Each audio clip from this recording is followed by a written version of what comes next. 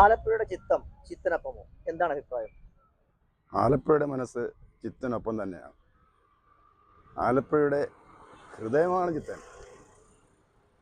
ഈ പട്ടണത്തിൽ ജനിച്ചു വളർന്ന് ഈ നാട്ടിലെ എല്ലാ ജനങ്ങളെയും നേരിട്ടറിയാൻ കഴിയുന്ന, വളരെ ചെറുപ്പം മുതൽ, വിദ്യാഭ്യാസ കാലഘട്ടം മുതൽ നിരവധി സമര പോരാട്ടങ്ങളിൽ പങ്കെടുത്ത് ജനങ്ങളുടെ പ്രശ്നങ്ങൾ പഠിച്ച് അവർക്ക് വേണ്ടി നിരവധി പോരാട്ടങ്ങൾ നടത്തി നേതാവായി വന്ന ആളാണ് ചിത്തരഞ്ജൻ.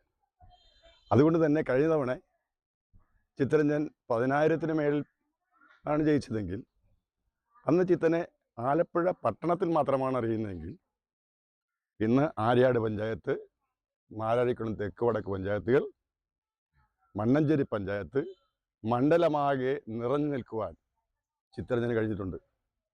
ഓരോ മണ്ഡലിക്കും ചിത്തനെ നേരിട്ടറിയാൻ കഴിയും. എന്ത് പ്രശ്നം നേരിട്ട് അറിഞ്ഞാൽ അവരവരുടെ വീട്ടിലെത്തി അതിന് പരിഹാരം കണ്ടെത്തുവാൻ പരിശ്രമിച്ചിട്ടുള്ള ആളാണ് ചിത്തൻ. അതുകൊണ്ട് തന്നെ ചിത്തൻ ജയിക്കും, തർക്കമില്ല.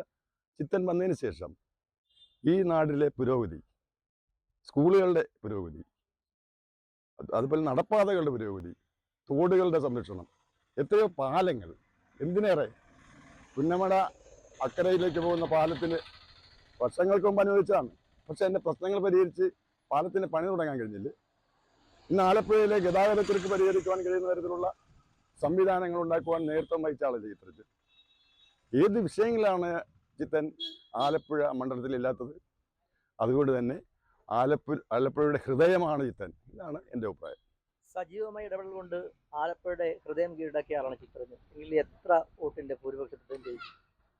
എൻ്റെ അഭിപ്രായത്തിൽ ഒരു 15,000-ന് മേൽ വോട്ടിൻ്റെ ഭൂരിപക്ഷം ഉണ്ടായിരിക്കും ചിത്തരഞ്ജനാണ് എൻ്റെ അഭിപ്രായം.